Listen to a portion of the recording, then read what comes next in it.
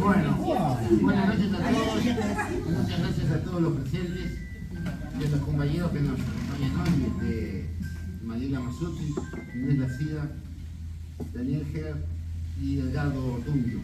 Nosotros culminamos hoy un ciclo de normas políticas, las revoluciones desperdigadas, donde hemos tratado distintos temas y agradecemos mucho la presencia de ustedes que acompañamos hoy, porque creemos que también el ciclo abarca una serie de consultas que la izquierda se tiene que estar realizando y que me parece importantísimo esto de la revolución de los de abajo, para estudiar un poco el tema de la pobreza y de las concepciones que tenemos nosotros para intercambiar. Más que nada, esto tiene la idea de ser un conversatorio posible de intercambio entre todos nosotros. Nosotros tenemos una serie de preguntas disparadoras. ¿Por qué son pobres? ¿Qué hacen las demás personas para no ser pobres? ¿Son pobres porque quieren? ¿Qué pueden aportar a la sociedad?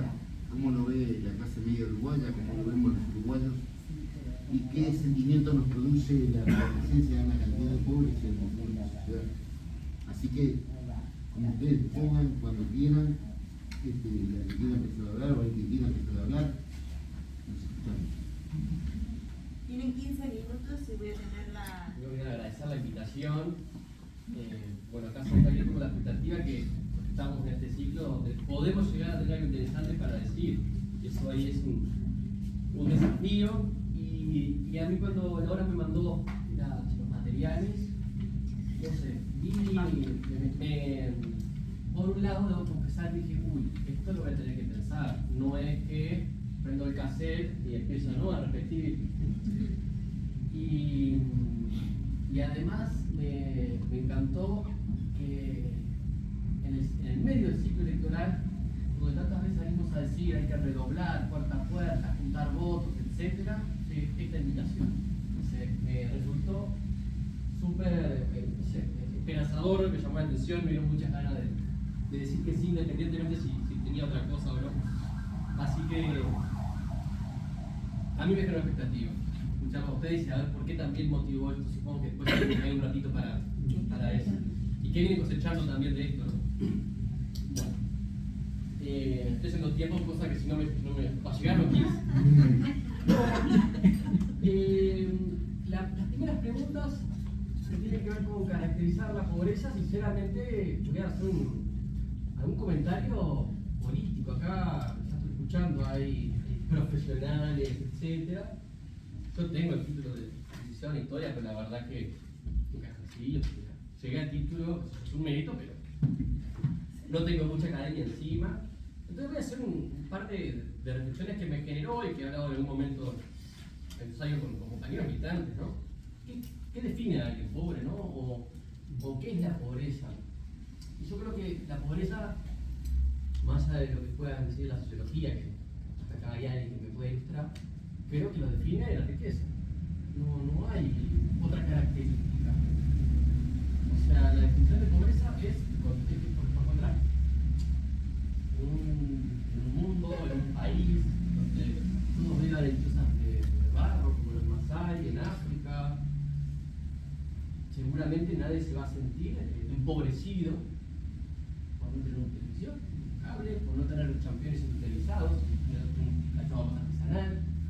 Entonces, me parece que la gran característica de la pobreza es la desigualdad, o es la existencia de riqueza, ¿no? Y en este mundo, independientemente de los sistemas de producción, el capitalismo, el feudalismo, el esclavismo, por utilizar categóricas que estudiamos todos en el liceo, después se puede concretizar, un gran elemento de la acumulación, aparte de la explotación, es la herencia. Es la herencia. Y me quedé pensando cómo hemos naturalizado en la izquierda, incluso los que nos consideramos marxistas, que con la herencia no se jode, ¿no? O sea, y si le grabás la herencia, tengo que gastar $5.000 en tal impuesto para poder cobrar la casa. Bueno, o sea, si no lo tenés y está en una situación complicada, a veces conocemos gente, ¿no?, que necesita cobrar la herencia porque está realmente jodida, y tiene esa dificultad, tiene que pedir un préstamo para poder cobrar la herencia, para después pagar el préstamo y después sí, entiendo eso. Pero conceptualmente la herencia se ha vuelto un elemento sagrado, incuestionable, tanto como la propiedad privada, no tiene por qué, o sea, tiene que ver, pero no puede ser lo mismo, ni uno puede discrepar con una y acordar con la otra, ¿no?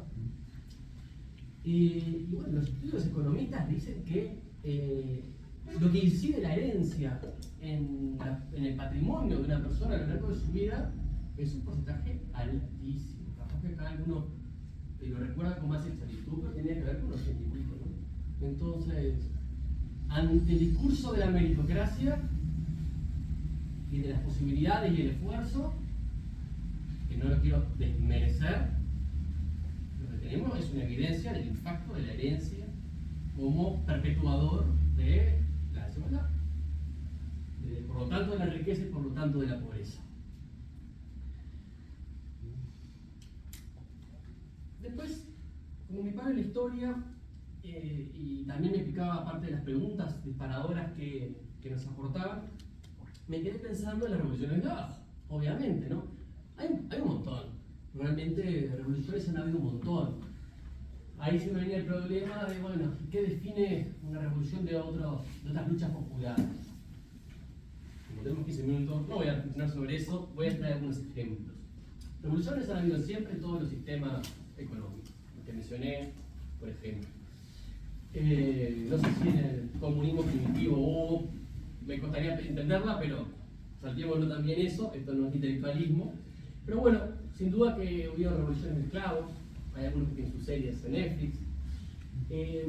Han habido, el romano y otros, han habido revoluciones en el sistema feudal, el pasaje de la edad moderna, y hay que traer comentar una nomás que no ha quedado bastante olvidada en la historia, que son las revoluciones campesinas del centro de Europa de 1517.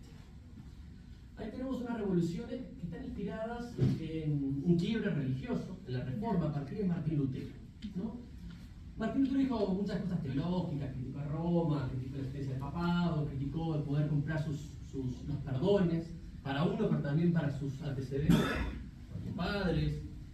Y ahí estaba la gente realmente, bueno, buscando la última moneda para ver si podía liberar a su padre y a su madre de un sufrimiento eterno. Imagínense, ¿no? Tener esa carga, esa presión, y bueno, todo eso generó la Reforma y también un sentimiento nacional también muy estudiado porque era el germano, el alemán. Pero ese es el contexto. Pero quiero contarle un poco el desenlace de esa revolución que fue desde abajo. Lutero, cuando vio que los campesinos salían todos enarbolando su nombre, su plataforma religiosa y nacional y algunos aspectos sociales, el encanto fue que por lo menos no lo iban a quemar, como quemaron a Pedro Baldo de los valdenses 4 siglos antes. Otra historia. Y el cosechó también apoyo de los príncipes alemanes. Y es más, uno de los príncipes lo raptó para cuidarlo, lo metió en la torre y lo dejó ahí traduciendo la Biblia al alemán. Cuando los campesinos, sobre ese empuje, empezaron a hacer reclamos de tipo material, por ejemplo, miren, escuchen esto, permiso para cazar cuando uno tenía hambre, porque los animales de los bosques eran dueños de los señores feudales, de príncipes. Ya había una burguesía incipiente, aparte justo, saben que por el centro de Europa pasaba la Liga Hanseática, había una burguesía. Pero el poder seguía siendo, el poder por lo menos militar seguía siendo de los príncipes. Los mandaron a matar a todos. Lutero, el mismísimo Lutero dijo, mátenlos a todos. Son perros del diablo. Y ahí, claramente, algo que parecía ir de la mano, que era social, que era religioso, que era político, cuando los de abajo empiezan a pedir, ¿no?, un poco de justicia social, los privilegiados, los del medio, los que tenían algo para perder, hicieron absolutamente caso omiso y los mataron a todos. ¿Sí? Son, bueno, de las revoluciones campesinas más grandes de la historia, más grandes de la historia. Y te aviso que lo digo de familia protestante, ¿no? O sea, hago este señalamiento desde ahí también, porque me parece que es absolutamente paradigmático. De eso salieron después algunas ramas religiosas que de alguna manera reflexionaban sobre la propiedad privada, más comunitaria, los anabaptistas, etc. Pero solamente traigo eso, ¿no? Esa tradición de alguna manera, pues yo le pongo esa palabra, a algo que su misma plataforma, su misma reflexión había generado.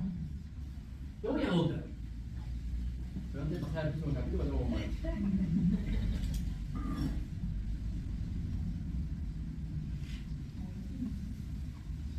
Que le voy a salir a la TC de la Haití, capaz que alguno puede traerla. Pero me voy a otra, porque ya quiero traer en el ámbito del marxismo, ¿no? Incipiente. 1848.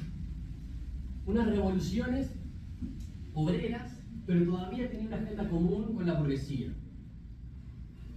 Algo que ha pasado mucho, ¿no? Todavía estaba ahí el tema del tercer estamento vigente, cascoteado, porque la realidad material de la burguesía ya había absolutamente arrodillado a los títulos nobiliarios, se los compraban para chetear, dirán los gurises realmente, los títulos nobiliarios. Pero había una agenda política que unía todavía, casi podría decir que por última vez, la suerte del tercer estamento, sean campesinados, sean pequeños artesanos, gente con sus oficios, con la burguesía. Y arrancaron juntos esas revoluciones. Y de alguna manera fueron revoluciones desde abajo. ¿Qué querían? Querían libertad. Querían terminar definitivamente con los estamentos. Querían monarquías republicanas, ¿no? Por lo menos parlamentarias, y buscarle la vuelta. Ahí empezaron a caer los primeros reyes. Después tuvieron reflejos la Santa Unión, y tuvieron reflejos obviamente para conservar, pero eso ya. Pero arrancaron juntos. Eso es lo que quiero traer. Arrancaron juntos. Fueron conquistando diferentes libertades, igualdades legales. En todos los países de Europa, creo. Creo que en todos los países de Europa.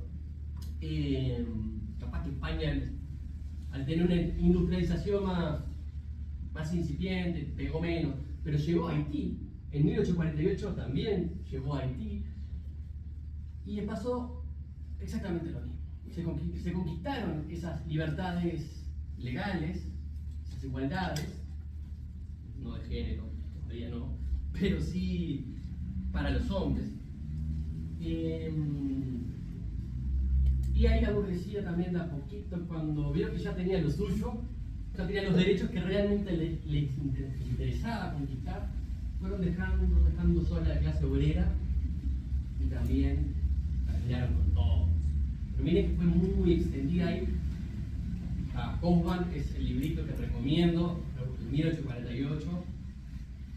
Y creo que fue también muy importante eso a la hora de definir el marxismo, ¿no? Y esas ideas quizás más contundentes de, bueno, esto es irreconciliable, ¿no? A veces uno dice, bueno, las intenciones de la socialdemocracia, de buscar los intereses en común para componer, para buscar otras vías, y el marxismo más ortodoxo o más originario dice, es irreconciliable. Eso no es solamente una idea dogmática de una reflexión endurecida, tiene que ver con esto, tiene que ver con esto, ¿no? ¿Ya se me fue la mitad? Sí. Te damos uno más. 5 más. Bueno, realmente ahí los de abajo con los que podrían ser del medio, ¿no? Dos ejemplos separados por 350 años, vemos la misma suerte, ¿no? Uno claramente ya capitalista, en uno precapitalista feudal, era moderna. Y quería cruzar el charco y empezar el último minuto, que si el último minuto tiene 180 segundos, lo agradezco. En la banda oriental, ¿no? ¿Qué pasó con Artigas? Artigas libertador, el Artigas que quería romper con la corona, fue un Artigas realmente muy rodeado, ¿no? Muy rodeado. Por los de abajo y por otros, y por otras. El Artigas que empezó a poner el reglamento de tierra y el reglamento económico, ¿qué pasó? Se fueron corriendo. ¿Quiénes quedaron? Bueno, los indios, los negros, los criollos pobres, los gauchos, y eso no podía contra el imperio ruso brasileño, contra Buenos Aires, Artigas que empezó a poner el tema de la justicia social como programa económico, fue el Artigas que se quedó solo. ¿Y dónde se fue? A amparar a un Paraguay muy particular también, totalitario, antiliberal, pero de los países más equitativos en materia social. Cierro y sigo con el último que quería decir, porque yo soy nacido en Paraguay, entonces combino eso con la historia y otra charla aparte. Y lo último que voy a decir va a terminar con algo que yo sé que puede generar cierta incomodidad, pero confío en el debate fraterno frente amplista profundamente, siempre que se haga con fraternidad, justo, ¿no? Con cariño también. Yo creo que la historia de las consultas populares en Uruguay tiene mucho desde abajo. Y tiene mucho desde abajo cuando es una democracia, incluso que logra desdoblarse de los bloques políticos. En Uruguay nos sentimos muy representados por partidos políticos. O sea, realmente los partidos políticos ordenan la política uruguaya como en pocos lugares del mundo. Y eso está muy bueno. También tiene sus límites. Porque los partidos políticos tienen por su propia característica, por su propio juego democrático y electoral, un componente de especulación. También puede ser de responsabilidad. Tiene un montón de componentes, ¿sí? Y me parece que el pueblo uruguayo ha logrado encontrar conjugar la partidocracia en un buen sentido, ¿sí? no peyorativo, con otro tipo de expresiones democráticas. Uno son las organizaciones sociales, más allá que decimos no hay participación, no vienen al comité, no vienen al sindicato, en la cooperativa somos 4. Todo eso es verdad, porque eso también nos pasa, pero también tenemos ahí experiencias de democracia directa, participativa, viva, plena, que no delega, ¿no? Que asume. Y creo que los plebiscitos y los referéndums de la democracia directa uruguaya es una llave también para sacudir el tablero de los de abajo. No digo que sean revoluciones, pero es una forma de provocar cosas que los partidos políticos no se animan. No se animan. Y como es el dicho, el único que tiene derecho a equivocarse es el pueblo. ¿Sí? Bueno, entonces desde ahí es que también todo pido, pero muchos frentamplistas entendemos que este plebiscito que no nos ha encontrado unidos se conecta con estas propuestas de los de abajo. Desordenar un poco las reglas del juego también puede ser muy justo, porque el orden establecido es muy justo. Entonces, atreverse a desordenar me parece que también es una oportunidad para los de abajo. Gracias. Gracias. ¿Sigo? Sí. Bueno, primero agradecerles la invitación y la presencia por el día de hoy. Yo decía en esta semana que tuvimos la celebración del Día del Comité de Base, tuve la suerte de ir como 8 o 10, que este es un periodo bien especial para los comités, porque es, yo creo, el lanzamiento del esfuerzo final de cara al objetivo clave que tenemos de ganar las próximas elecciones. Y comparto con lo que decía, en el sentido de que, bueno, en ese contexto donde tenemos que estar trabajando hacia afuera, por supuesto, con la gente, con ese objetivo que es claro y que tiene un norte político y programático fundamental, está bueno también darnos el espacio para reflexionar, ¿no? Yo decía, bueno, esta va a ser una elección muy dura, sin duda, y parte de las claves para ganar están en los comités de base, en cuestiones que hacen clave a los comités de base. El trabajo con la gente en base a propuestas de un proyecto país alternativo al que nos viene gobernando, la unidad del Frente Amplio, también expresada y mantenida a través de la estructura común y de los comités de base, pero a partir de la convocatoria de ustedes, me planteo también la reivindicación del rol del comité de base como insumo en la elaboración programática, en la reflexión política ideológica, que es el sustento de la acción política permanente, que es lo que nos diferencia a nosotros de los otros partidos, ¿no? Que ahora sí tienen todos comité y andan en todos los barrios y vemos casas. Yo tengo uno enfrente de casa del Partido Colorado que me abrieron ahora, pero abren en las elecciones unos meses antes y terminó la elección y y cerró. Nosotros tenemos la vocación de acción política permanente porque trabajamos por un proyecto histórico, por un proyecto político, y creo que la convocatoria de ustedes, con esa consigna de las revoluciones desperdigadas, nos baja a tierra y nos plantea la reflexión sobre el para qué. En plena campaña electoral, donde el objetivo central e inmediato es ganar las elecciones, bueno, como Frente Amplista, volver a plantearnos el para qué, ganar para qué. Y nosotros no queremos ganar para administrar un poquito mejor lo que hay, y por supuesto de una forma más honesta, después de todos los escándalos de corrupción que hemos visto, sino que nos planteamos ganar para transformar el país a fondo y transformarlo fundamentalmente en beneficio de quienes menos tienen o de quienes más necesitan. Entonces yo arranco mi intervención desde ahí, ¿verdad? El desafío que tenemos por delante en este par de meses es justamente lograr volver a abrir un ciclo de gobiernos progresistas, no solo ganar un gobierno, no solo un periodo de gobierno, sino abrir un periodo de transformación progresista que tenga como objetivo fundamental la mejora de la calidad de vida de nuestra gente, y particularmente, ya que traías Artigas, y lo traías a pocos días del 10 de septiembre, en el que conmemoramos la fecha del reglamento de tierras, donde está aquella frase que los más infelices sean los más privilegiados, que es la definición de lo que es el objetivo político central de nuestra acción política. Entonces este tema, que seguramente no por casualidad ustedes dejaron para el final, es el objetivo central de nuestro trabajo político, que hace que estemos acá hoy con las condiciones que tenemos.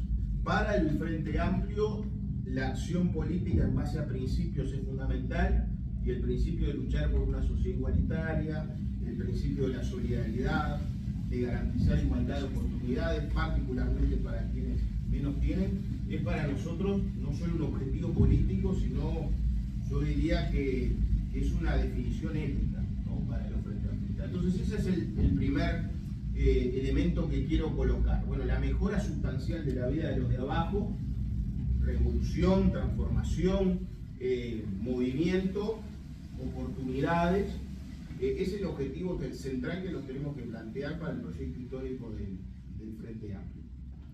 El segundo concepto es que esto, además de un objetivo político y un compromiso ético, hoy es una necesidad que tenemos.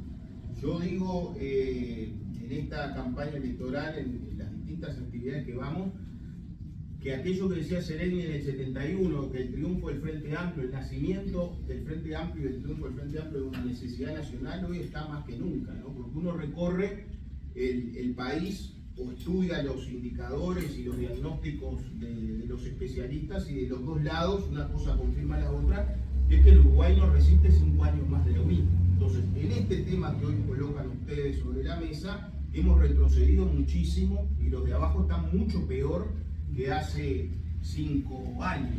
Entonces, no nos vamos a aburrir entre nosotros en el diagnóstico, pero es importante tener claro que la desigualdad, esa que está en la base y en la explicación en gran medida de la pobreza y de las condiciones de vida no dignas, tiene que ver con esto de la distribución del ingreso, que en estos 4 o 5 años, en este periodo, ha retrocedido significativamente.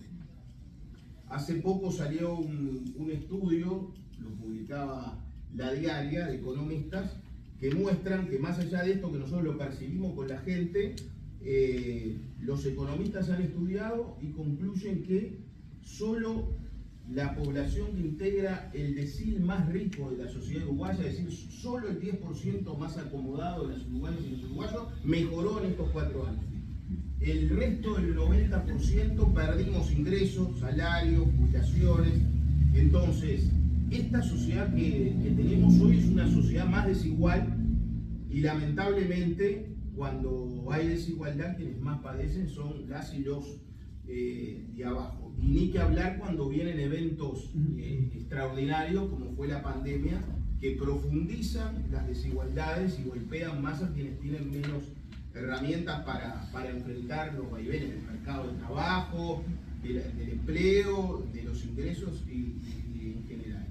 Entonces, tenemos más desigualdad, objetivamente, tenemos más pobreza, aumentó la cantidad de uruguayas y uruguayas en situación de pobreza. Nosotros decíamos, bueno, llegamos con el 40% de uruguayas y uruguayos bajo la línea de pobreza. Hay una medición ahí oficial de 2006 que habla del 32,5%. Nos fuimos con 7,9%, ¿no? 8% de pobreza, un descenso significativo valorado en el mundo, y para nosotros era y es insuficiente. Bueno, este gobierno ya lo elevó a 10% de pobreza, pero lo más complicado, y con eso voy a terminar, es que entre las niñas y los niños esa pobreza asciende al 20%. Entonces, hay un aumento bien significativo de las personas en situación de calle, bien significativo, lo vemos, pero además lo reconocen las propias cifras del MIDES, que además de perseguir ollas populares, llevó las estadísticas, o leyó las estadísticas del INE y tuvo que reconocer el exministro Martín Lema de que efectivamente aumentó significativamente la población en situación de calle, y así podríamos seguir con los distintos indicadores que hacen que este compromiso que es de nuestro programa, de nuestro proyecto, y que es el objetivo político por el cual militamos, sea hoy esa necesidad de las grandes mayorías, y en particular de los de abajo, que no resisten, estoy convencido, 5 años más de lo mismo. Desde ahí entonces, colocar 3 elementos más en clave prospectiva o en clave de compromiso programático y de desafío de lo que tenemos que hacer, porque yo creo que esto, como decía al principio, que ustedes plantean, nos interpela a las puertas de un gobierno. Bueno, en la definición de prioridades, sabemos que la frazada es corta, el tema famoso, sabemos que tenemos que tomar prioridades. Entonces la primera definición política es que este tema tenemos que seguirlo reafirmando como la prioridad y el distintivo de un gobierno del Frente Amplio, porque es lo que nos diferencia como fuerza política. El enfoque general, primero, es: se puede y se debe desarrollar un proyecto político que permita el crecimiento de la economía con la distribución al mismo tiempo de la riqueza y la disminución de la desigualdad. Primera diferencia conceptual, ideológica, pero que lo vemos en los planteos políticos.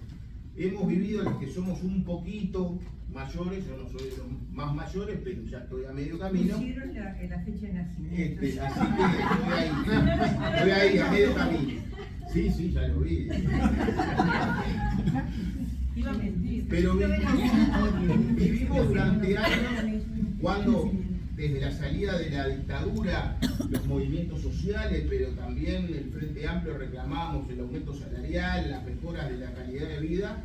Enfrentamos el discurso muy elaborado de esa cabeza que tenemos enfrente, articulando el pensamiento político de la derecha, que es Julio María Sanguinetti, y todo el resto del elenco político y económico, desarrollando la teoría de que primero había que crecer la torta, teníamos que hacer crecer la torta para después repartirla, ¿no? Bueno, eso es toda una concepción, que después se ayornó con el discurso del derrame, ¿no? Bueno, primero tiene que llenarse para después derramar y que los beneficios lleguen a los de abajo, o a los que menos tienen. Y como la fruta no cae lejos del árbol, el presidente actual que tenemos lo reelaboró planteando que iba a ser un gobierno con prioridad en el beneficio de los más ahora, lo contrario, exactamente lo contrario a la revolución de los de abajo o al beneficio de los de abajo, y han cumplido. Entonces, nuestra primera definición es: defendemos el proyecto político opuesto a esto y concebimos un proyecto histórico, un proyecto nacional que tiene el tema de la justicia social como un elemento absolutamente clave, y que además ya demostró en los 15 años de gobierno que efectivamente se podía crecer y distribuir al mismo tiempo. Él es del palo historia, yo también, pero no me voy a ir tan atrás, pero sí les digo con orgullo que el periodo donde en la historia económica del Uruguay más creció el Producto Bruto Interno fue en los gobiernos del Frente Amplio. Pero fue en esos gobiernos del Frente Amplio donde durante los 15 años aumentó el salario y las jubilaciones, es decir, el salario real y los ingresos de quienes menos tienen, por encima de lo que aumentaron los precios. Es decir, que se puede, se debe y tenemos que retomar para tener esa definición global. ¿Tá? Proyecto entonces de combate a la pobreza como objetivo central del gobierno, de justicia social, pero primera idea fuerza en el marco de un proyecto, de una estrategia, ¿no? Que nuestro programa define como la Estrategia Nacional de Desarrollo. Porque si bien estamos convencidos que se puede y se debe crecer y al mismo tiempo distribuir, repartir, estoy convencido de que tenemos que producir más, ser una sociedad y una economía más próspera para poder distribuir más y mejor, porque no queremos igualar hacia abajo, sino igualar hacia arriba y mejorar las posibilidades y oportunidades de nuestra gente. Y esto necesita un proyecto de desarrollo económico, pero un proyecto de desarrollo integral, que eso es el concepto de desarrollo, a diferencia del concepto de un mero crecimiento, ¿no? Porque hemos tenido, sí, en época de nuestro país, y hemos tenido ahora momentos de crecimiento económico, pero donde los beneficios llegan a unos pocos. Ejemplo, estos 4 años. Eso no es desarrollo integral de la sociedad. Entonces, el proyecto del Frente Amplio es un proyecto de desarrollo. Hay un material que yo les recomiendo porque me gusta mucho la conceptualidad, que es, sonó la alarma, el desarrollo, se llama el libro de CEPAL, Desarrollo con Igualdad. Y a mí me parece que es una buena síntesis del proyecto que nosotros perseguimos. Le agregaría ahora en estos tiempos desarrollo sostenible con igualdad. Segundo elemento, rapidito, la extensión generosa que les pido. Primer concepto entonces, trabajar para la superación de la pobreza en el marco de un proyecto nacional de desarrollo con igualdad. Segundo concepto, combatir la pobreza y mejorar la calidad de vida de los de abajo desde una concepción y una perspectiva integral. Yo valoro mucho el trabajo de los economistas, nos nutrimos de eso, y tenemos economistas de primer nivel que han trabajado los temas de la desigualdad y de la pobreza y políticas para su superación. De hecho, el lunes ya los invito, tenemos un panel con varios de ellos. Pero creo que nosotros como izquierda tenemos que tener una visión más global. Nos acostumbramos, porque es lo que mide el INE y es lo que difunden los medios, a conceptualizar la pobreza. Se preguntaba por ahí en los disparadores qué es la pobreza, simplemente por el límite de superación de determinado monto de ingresos por mes.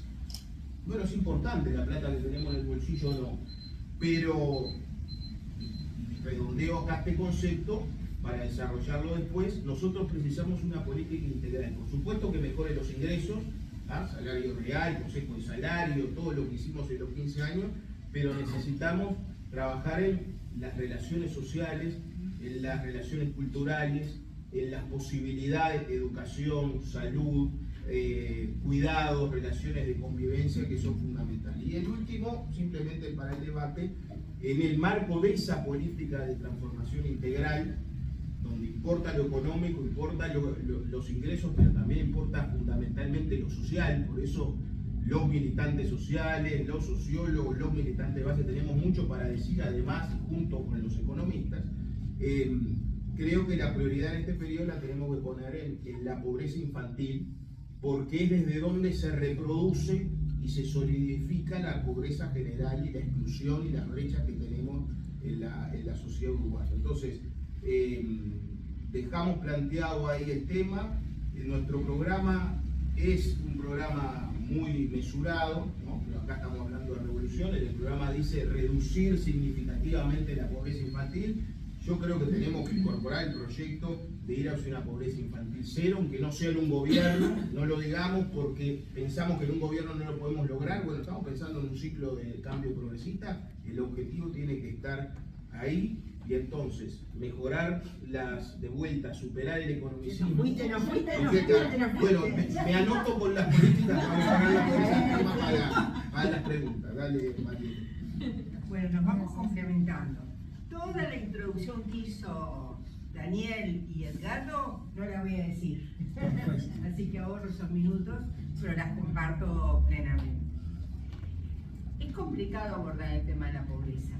Yo espero no ser muy desordenada porque tengo muchas ideas. Primero decirles que me gustó mucho hablar de los de arriba y los de abajo. y también que se pregunten si la gente es pobre o está empobrecida. Porque a mí me parece que el uso del lenguaje, y acá voy con una crítica fuerte a nuestro Frente Amplio, el uso del lenguaje también consolida ideas que pueden ser equivocadas. Y hay veces que en el discurso político he escuchado bastante reiteradamente que hablan de los débiles. Si hay cosa que me enferma es que describan a las personas en condiciones indignas de vida como los débiles, ¿no? Y ustedes se preguntaban si las personas empobrecidas tienen capacidades. Y bueno, y todos quienes hemos trabajado con sectores que están en condiciones de pobreza, sabemos que tienen muchas capacidades y tienen muchas potencialidades si tuvieran las posibilidades de desplegarlas. Entonces, por un lado quería señalar eso, porque cuando uno habla de los de arriba y de los de abajo, está hablando de relaciones de poder. Y cuando uno habla de pobreza, no habla exclusivamente de una dimensión de la injusticia económica, sino también es un concepto complejo donde las relaciones de dominación y de poder también juegan un papel fundamental en la reproducción de las desigualdades. Entonces, sí es un abordaje que desde la izquierda lo tenemos que mirar con la complejidad que tiene, porque no es que los pobres son los sectores débiles, ni es que siempre hubo pobres en una sociedad, o los pobres son pobres porque no quieren trabajar, sino que hay un sistema que produce desigualdad y que produce condiciones materiales de vida insatisfactorias. Aunque también, como decía Ricardo, la pobreza tiene una dimensión simbólica y cultural fundamental, y en eso estamos todos involucrados, todos los sectores sociales estamos involucrados en la reproducción de esa dimensión cultural de la pobreza, que ahora eso es lo que quisiera desarrollar o plantear. Cuando hablamos de desigualdad y de pobreza, se tiende a hablar exclusivamente de las condiciones materiales de vida. Yo estoy agregando las relaciones de dominación como una estructura de relaciones de poder que reproducen estas condiciones de vida, y también me interesa la dimensión cultural en la dimensión de la exclusión social, porque quienes tienen condiciones materiales de vida insatisfactorias también viven condiciones de exclusión que tienen una dimensión cultural en lo que la sociedad opina, dice, piensa, las imágenes que tenemos en relación a estos sectores sociales. Débiles, peligrosos, sucios, vagonetas. Toda esta concepción cultural reafirma las condiciones de desigualdad y de exclusión. Nosotros no vamos a poder desarrollar un plan de desarrollo, una estrategia nacional de desarrollo, si no pensamos también en la dimensión cultural de los fenómenos de la exclusión. Y excluimos al diferente de mí. Excluimos al diferente, y además el diferente es una amenaza. El diferente es peligroso. Entonces así tenemos a determinados conjuntos de personas que rápidamente, sobre todo los sectores medios y medios altos, excluyen y buscan no verlo. Por eso ahora los vamos a sacar de la calle. No importa si después vuelven y quizás van a barrios más periféricos, porque no los vemos. O sectores en estos barrios, Malvin, Pocitos, Ciudad Vieja, que se han repetido casos de golpizas a personas que están durmiendo en la calle.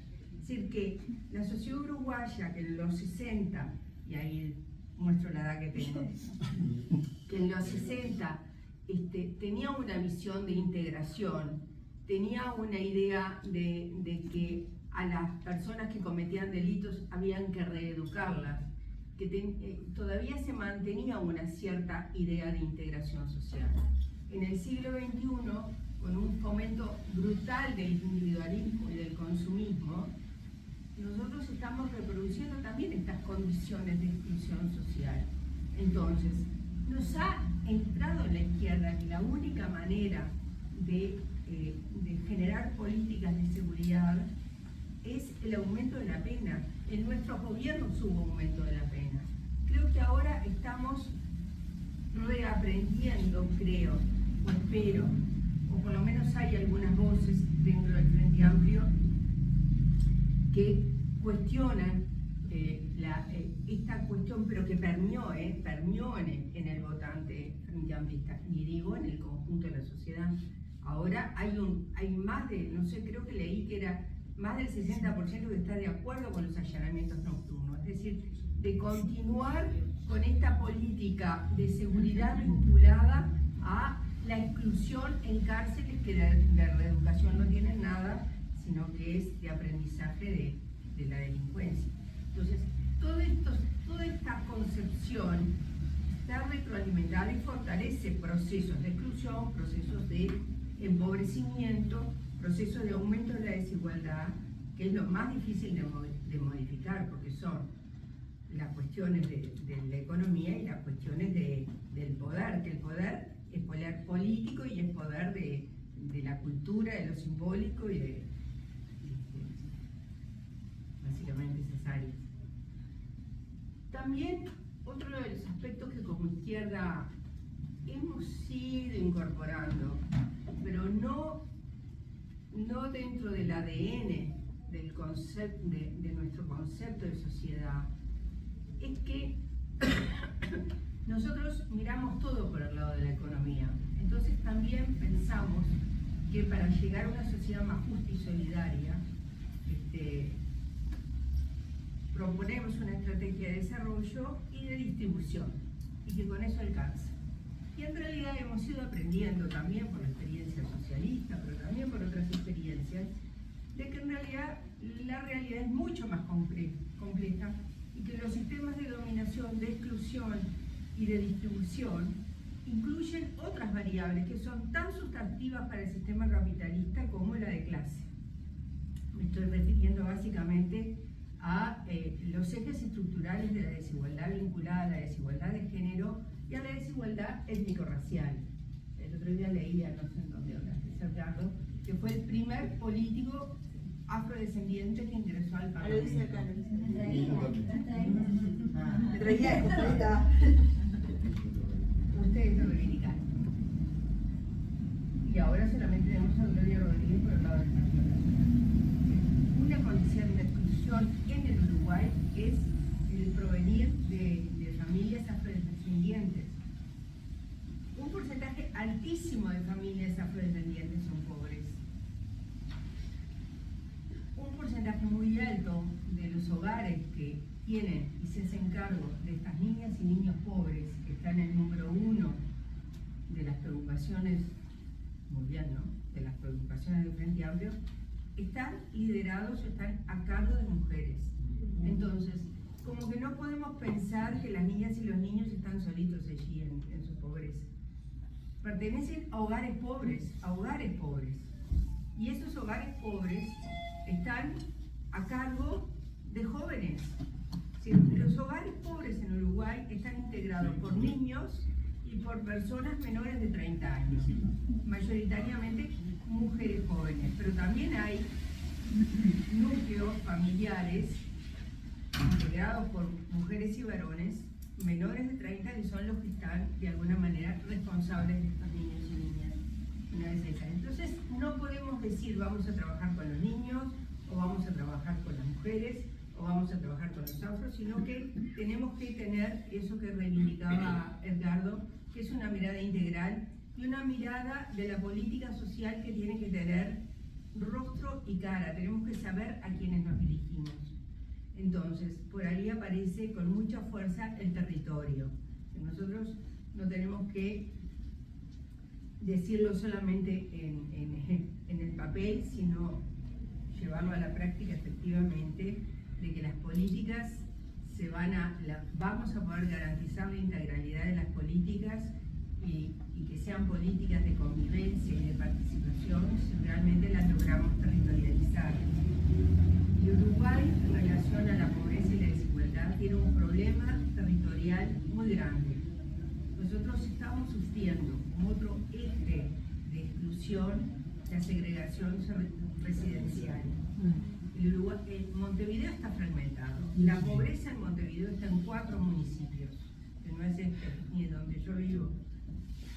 Está absolutamente fragmentado, y en el norte del país. La pobreza está en 4 departamentos del norte del país y en 4 municipios de Montevideo. Ahí está la mayor concentración de la pobreza. Si nosotros no territorializamos las políticas, no vamos a lograr modificar esos sistemas de exclusión que hay en el Uruguay de hoy.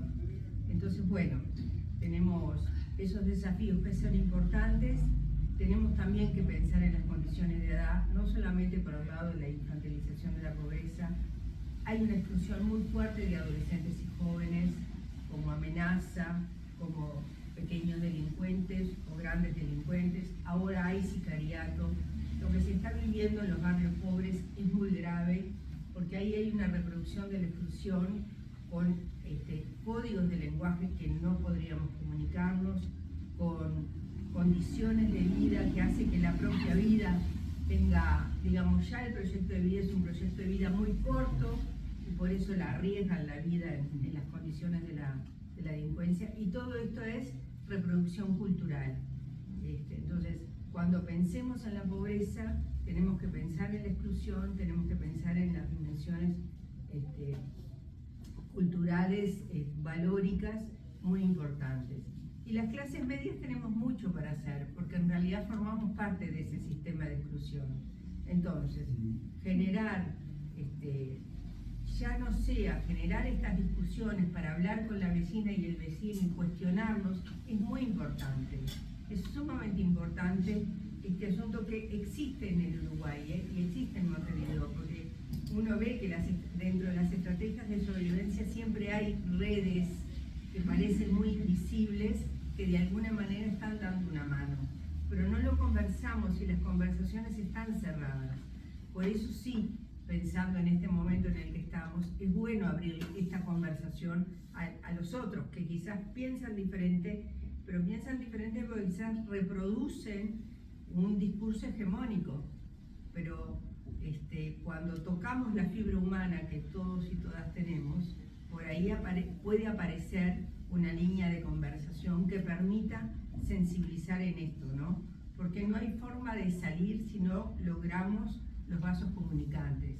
Las líneas de exclusión nosotros los vemos como amenaza, pero también el que está excluido se autoexcluye. Entonces, en esas complejidades tenemos que tirar los lazos vinculantes para reproducir la conversación. Y eso forma parte de la política de izquierda, bueno, yo creo que Inés, quizás por su especialización en la cultura, profundice un poco más esto que yo estoy delineando en ese sentido de que no solamente va a ser políticas vinculadas a la mejora de la calidad de vida material, sino que tenemos que lograr romper estos estereotipos, estos valores individualistas y estas ideas preconcebidas sobre el diferente, ¿no? Sobre el diferente. Y ahí, bueno, están las mujeres, están los afros, está la diversidad de las identidades, las cuestiones de las edades. El otro día me reunía con mujeres viejas, ¿no? Y cómo en plenas sectores medios y con una cáscara de buen vivir, adentro hay condiciones de pobreza y de soledad de las mujeres viejas, viviendo situaciones de violencia que no están tampoco señaladas o en la agenda pública, como realidades invisibles, pero que bueno, las mujeres somos las que tenemos más vida, nos vamos quedando solas, se van quedando adentro de sus casas, el tema de los apartamentos con escaleras, que no se mueven de allí. Bueno, como que hay una realidad muy oculta que también forma parte de estos sistemas de exclusión y de aislamiento que hay que pensar, ¿no? Pero que todo eso lo conocemos si estamos en lo cotidiano. Por eso yo creo, reivindicamos tanto en el Frente Amplio el valor de los comités de base. Y para terminar, volviendo al tema de la revolución de los de abajo, y en estos sistemas de dominación, a mí siempre me resultó muy interesante algunos sociólogos que hablan de la importancia de los procesos microsociales, la importancia de los pequeños procesos microsociales, vecinales, bien abajo del sostén de valores, como lo hicimos en los hogares uruguayos, para sostener los principios democráticos, y por eso ganamos el referéndum del no, hablando de la democracia directa, también para el cambio cultural, ¿no? Cómo desde lo chiquito, en estas conversaciones día a día, también se van generando condiciones en una acumulación para hacer también grandes o cambios culturales más importantes. Gracias.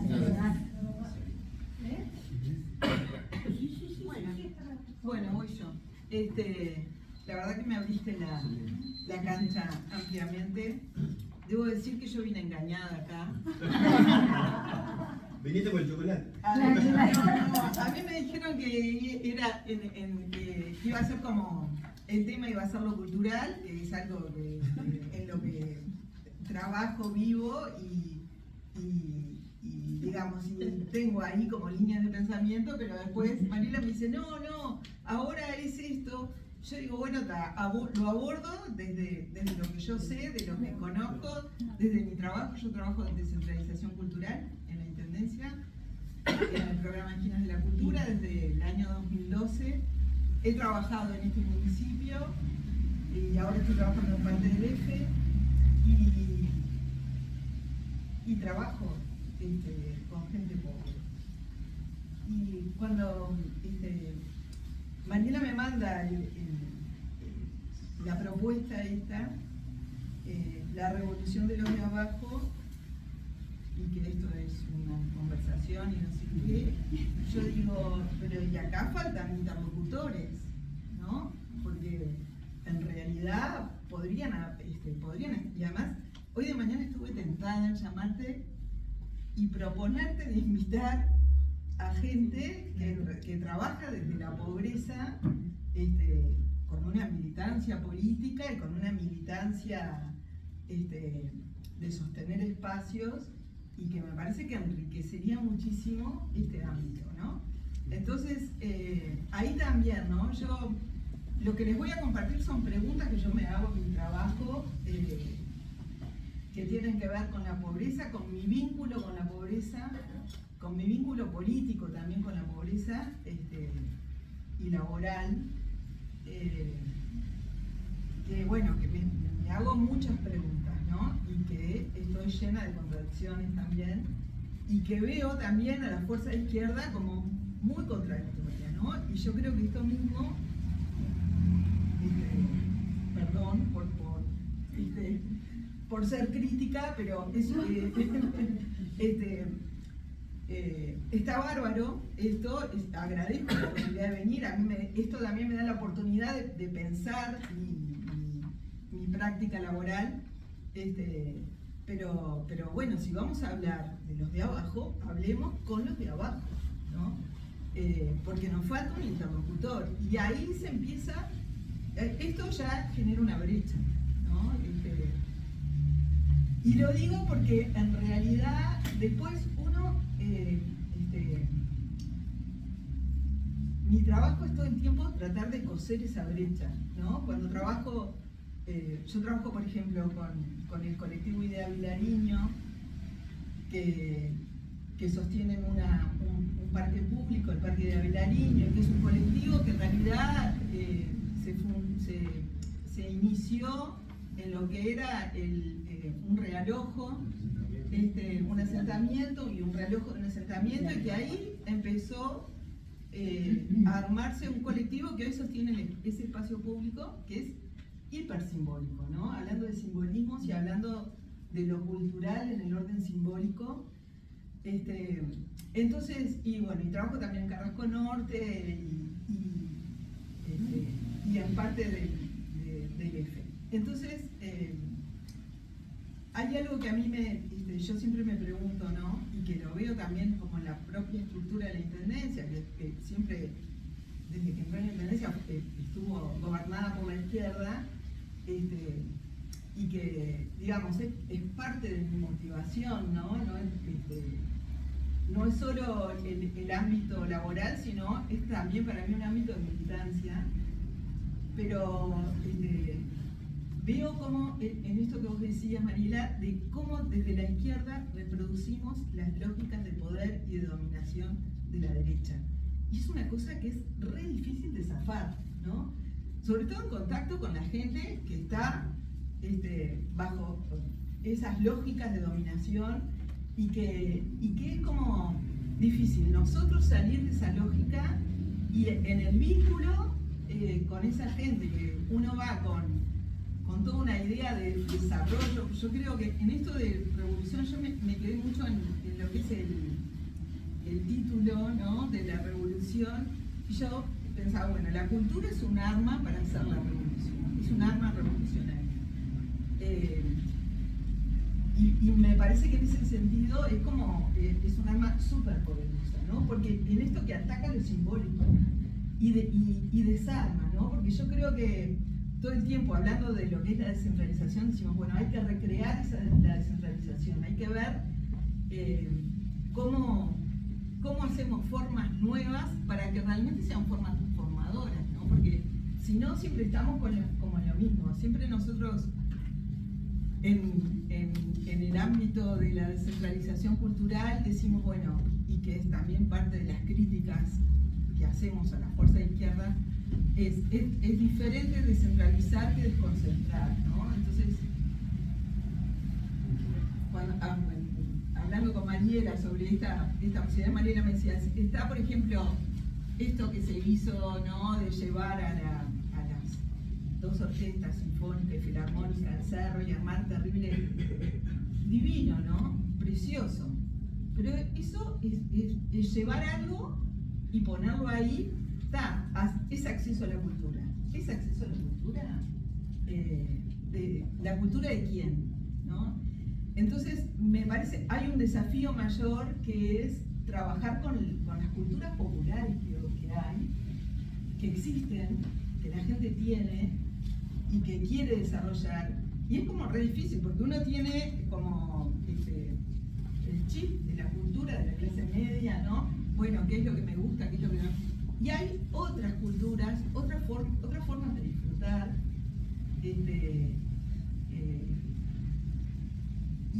Creo que el gran desafío es este intercambio de saberes, ¿no? Yo me parece, todo el tiempo me pregunto, bueno, ¿de qué sirve o cómo se sale, cómo se ayuda a salir de la pobreza? Y yo estoy convencida que tiene que haber como un intercambio de saberes, ¿no? En esto de que somos todos iguales pero diferentes, con distintas oportunidades, con muchos privilegios unos, pero que hay gente que en condiciones muy pobres son gente que sostiene, y mujeres sobre todo, que sostienen casas, que sostienen espacios, que sostienen familias, y que se sostienen a ellas mismas, y que en esto también yo creo que otra herramienta que también de alguna manera es revolucionaria es el trabajo en red, ¿no? Que es lo que ampara y sostiene, ¿no? Estoy pensando ahora, yo trabajo también con la red educativa de Malvin Norte, donde la preocupación de todos, escuelas, liceo, es sacar el estigma que tiene Malvin Norte. Y empezar, y en una reunión empezamos a decir todas las cosas buenas que pasaban, todas las iniciativas adentro de las escuelas, de las más diversas. Y entonces, bueno, la idea es ahora en el marco de los derechos, hacer una feria donde se muestre eso. Pero la preocupación es eso, es también reconocerse como distintos, valorados, y con propuestas, ¿no? Y a mí me parece que esas son las cosas que marcan la diferencia y hacen la revolución, ¿no? Entonces a mí me parece que todo lo simbólico es muy importante poder abordarlo como fuerza de izquierda para verlo y trabajarlo, porque la derecha es muy hábil para agarrar todo eso y darte como recetas simples para problemas complejos, ¿no? Y entonces me parece que nosotros como fuerza de izquierda tenemos como ese gran desafío. Yo creo en esto que el feminismo y la ideología de género son también marcos ideológicos súper potentes y que son revolucionarios en sí mismos, ¿no? Porque las condiciones de las mujeres pobres son terribles, ¿no?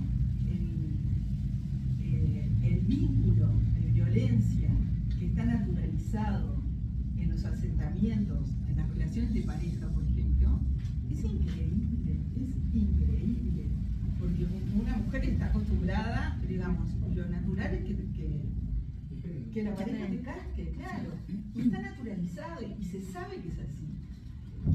Entonces, eso ya condiciona a la mujer, ¿no? Más allá de no tener, de estar como pobre económicamente, está toda esa otra pobreza que se suma, ¿no?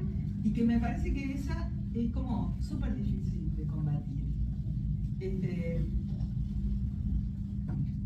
Creo que en estas cosas que yo digo, bueno, ¿por dónde está la receta, no? ¿Cuál es la receta para salir de esto?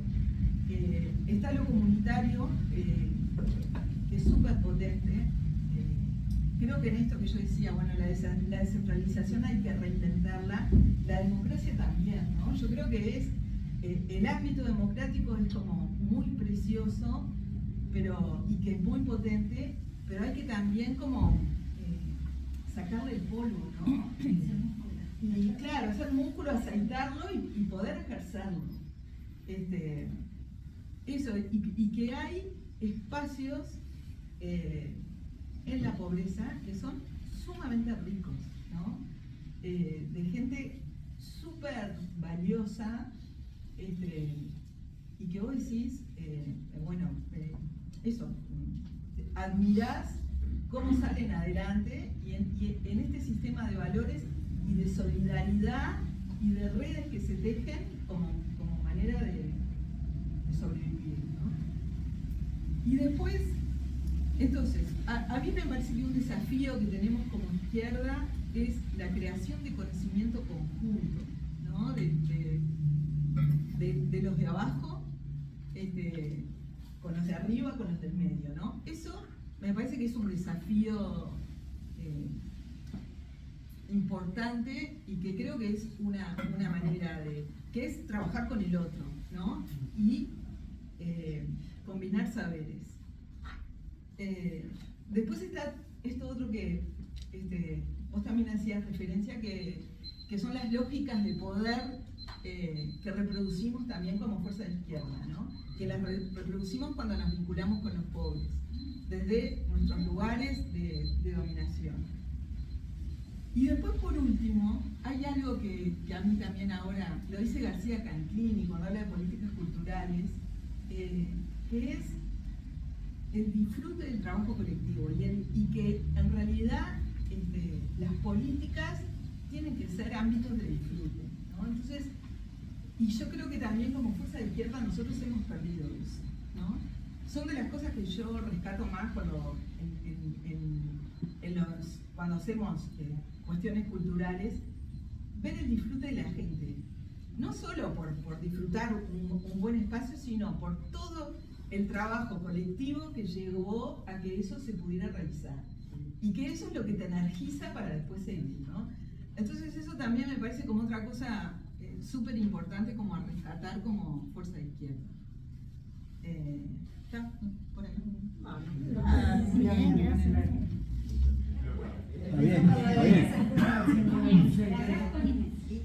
Bien, no, a mí me queda un poco de la charla esto es yo acá me enseñaré un abordaje multidimensional, ¿no? Para llegar a comprender esto y a ser propositivos como fuerza de izquierda, ¿no? Yo creo que hoy también hoy hay mucha gente joven que está escribiendo y desarrollando conocimiento, y yo creo que también como fuerza de izquierda nosotros tenemos la responsabilidad de nutrirnos de eso, de prepararnos, porque la derecha también tiene un abordaje multidimensional.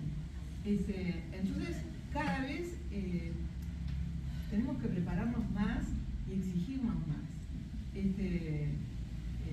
Y que es serio, ¿no? No es un juego, no es una cuestión solo de ideales, ¿no? Sino que es una cuestión de responsabilidad y de compromiso. Entonces a mí me parece que es súper saludable esto.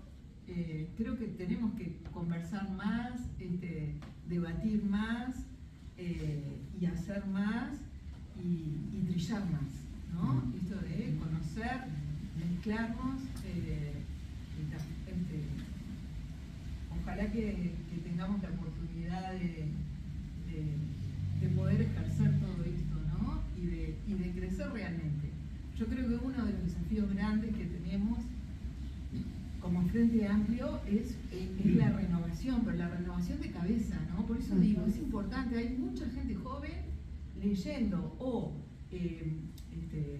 de acuerdo a experiencias analizando, y ahí hay mucho conocimiento, ¿no? Y precisamos abrirnos la cabeza. La ideología de género, la ideología queer. Hay un politólogo uruguayo que ahora está en Canadá, pero que estudió todo el desarrollo de la derecha y que lo atraviesa con un pensamiento queer, todo a partir de una experiencia propia, ¿no? Y eso es revolucionario. Y es un loco de 40 años, grado 5, politólogo, que bueno, está viviendo en Canadá, pero es gente, el otro día también descubrí un francés, un uruguayo que está viviendo en Francia, que también desarrolló toda una política de las bibliotecas públicas, ¿no?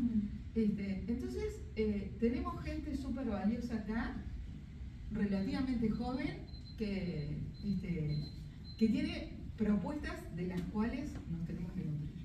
Eso. Bueno, me resultó súper interesante todos los intercambios. Tres ideas. La primera es que estamos en una lucha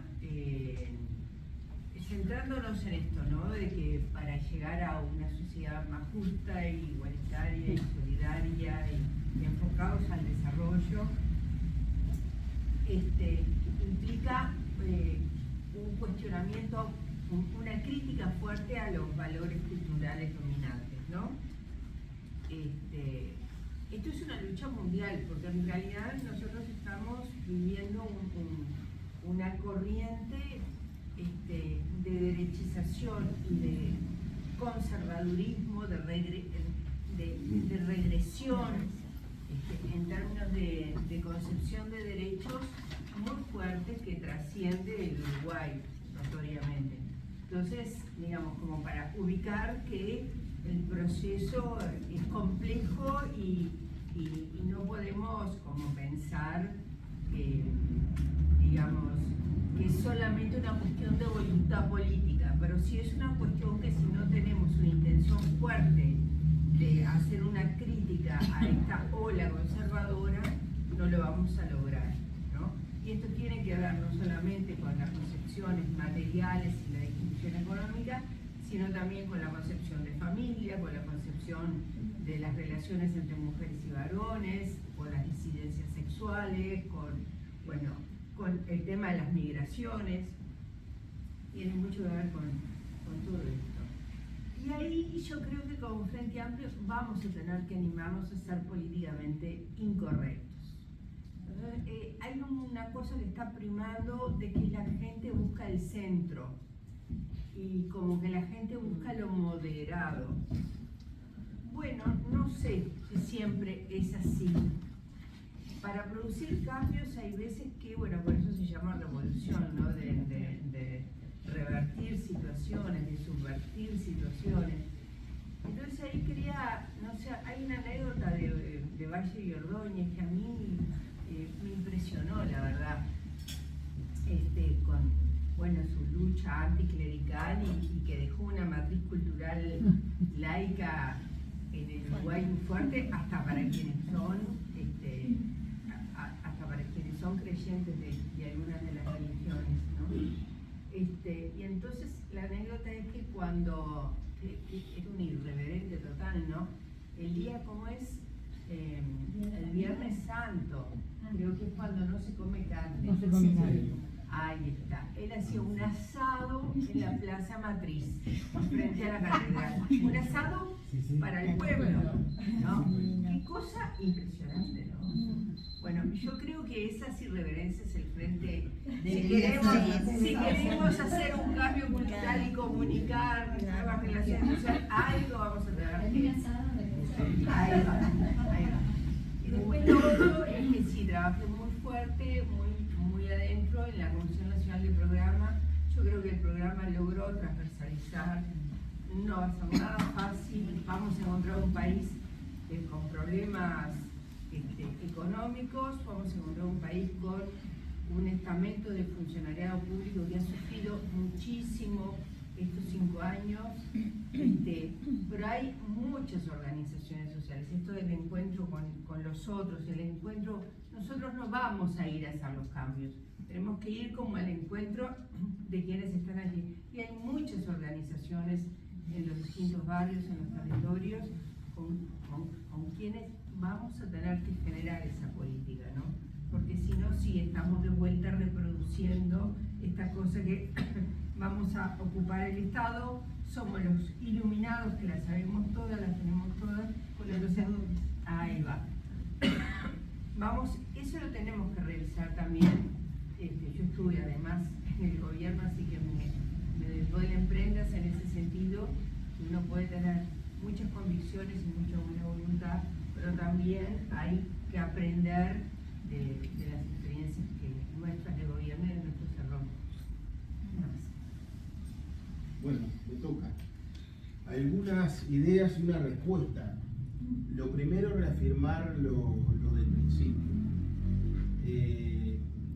El compromiso con la lucha por la igualdad de oportunidades, por la transformación social, es un elemento que es más allá del compromiso político, un compromiso ético, y es lo que nos define y lo que nos diferencia como izquierda. Yo pensaba acá en mis colegas que no sabían que era estudiante de historia, que nos dio, que era profesor, bueno, estudiante, pues yo me sigo sintiendo soy profesor, somos estudiantes toda la vida.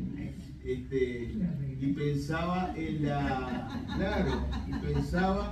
Revolución Francesa cuando se define la izquierda y la derecha, y eran contradicciones como las que él planteaba, ¿no? Y la Revolución Francesa fue una revolución porque además de libertad, era lo que planteaba la burguesía como bandera y como proyecto político de la revolución, la libertad política, incorporó la igualdad y la fraternidad, ¿no? Y es ahí donde se generan las contradicciones que definen a unos, los que se ubicaban a la izquierda, de aquellos estados generales, de los otros, del centro y de la derecha, ¿verdad?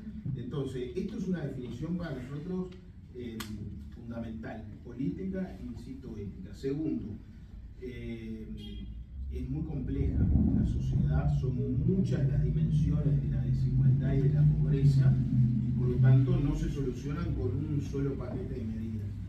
Yo quise poner un poco en cuestión lo del economicismo, porque nosotros somos una izquierda, vos hablabas del marxismo, yo me desfilo también, que estuvo muy matizada por aquello de las contradicciones materiales de existencia y por la solución y la transformación de la sociedad exclusivamente con la mirada de la contradicción capital, trabajo y económica, y hay muchas otras dimensiones que tienen que ver con esto de la concepción de la exclusión, y que nos tienen que cuestionar y llevar a hacer políticas efectivamente integrales, multidisciplinarias, colectivas, reivindicar el proyecto de cambio como un proyecto colectivo y como idea central la necesidad de cambiar nosotros para cambiar, porque parte de lo que demuestra esta charla es que si bien estamos en campaña y si bien estamos en un momento donde las tareas deben ser otras, como nos dicen, es clave la reflexión permanente,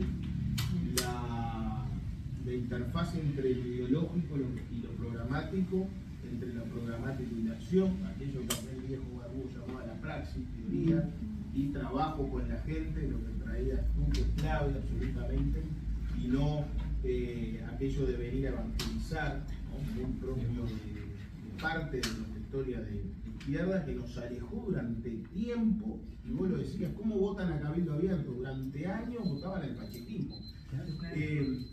Y lo último, y voy a la respuesta, la necesidad de no quedarnos en la reflexión teórica y bajar a lo programático, porque tenemos que gobernar para cambiar. Y quienes menos pueden esperar de nuestras contenciones ideológicas y poca acción son los que más necesitan. No tenemos que tener políticas concretas, entonces, y ambiciosas.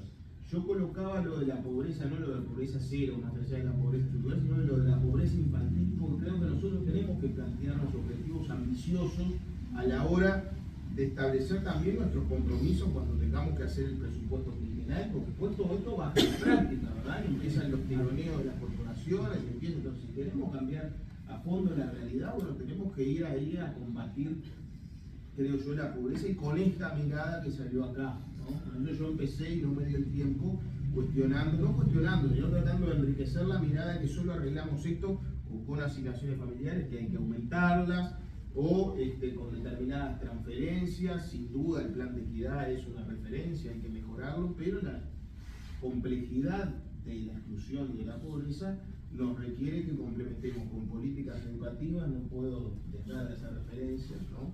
La pobreza tiene que ser combatida con herramientas para salir no solo de la pobreza material, ¿no? Ahí, escuela de tiempo completo, deporte, cultura. Por eso creo, y termino, trabajo y empleo, ¿no? Yo cuando salí del gobierno de Pepe, que estuve ahí en el Ejecutivo, volví a dar clases y trabajé desde el otro lado del mostrador con ECAS, con entidades de capacitación para el empleo y con la población más vulnerable.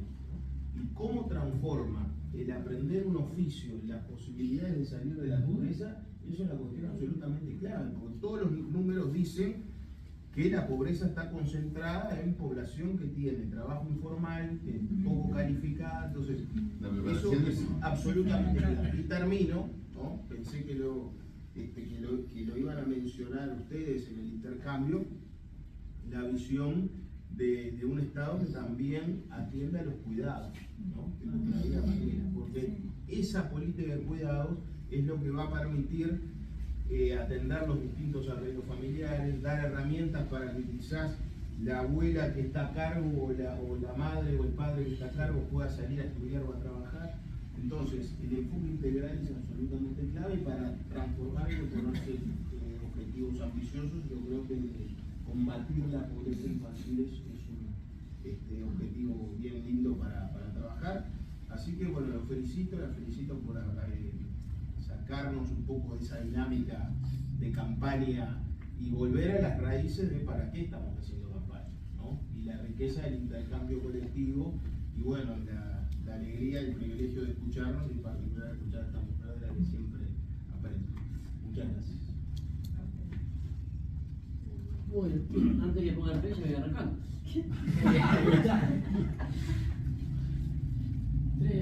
Tres ideas. Una, me pareció bien sugerente, Lorena, ¿no? De esto de, bueno, qué difícil que es grabar el capital, tocar a los ricos sin tener otros problemas, ¿no? También, esto que decías de la costa, el derecho a la costa. Y hay millones de formas en donde intentamos grabar el capital y se nos complica. Y lo curioso no, pero hay un síntoma. Cuando lo lográs, es que aparece la reacción. El mercado patronal, las diferentes reacciones de los poderes fácticos, ¿verdad?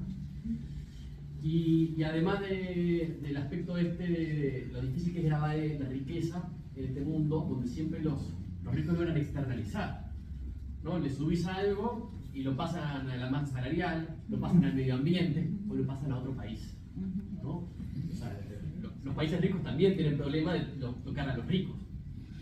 En Alemania mandan para Polonia y después de Polonia mandan para Indochina, para ese país, las empresas.